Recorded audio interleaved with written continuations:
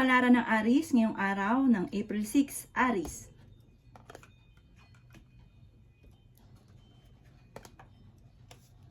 Sinasabi po dito ng ating tarot card Aries na meron kang hindi inaasahan na parang pagsubok na pagdadaanan tungkol sa pera. Pag-isipang mabuti ang bawat paggastos. Maaaring mabilis ka ring nakakainggitan ng inyong pong kapwa. May isang babae na Aries na nagiging emosyonal. At sabi rin po dito, mahiyain ito at mahilig mangarap. May kakayahan siya, parang meron siyang psychic ability. Sinasabi rin po dito na parang natatakot ka Aries sa mga pagbabago.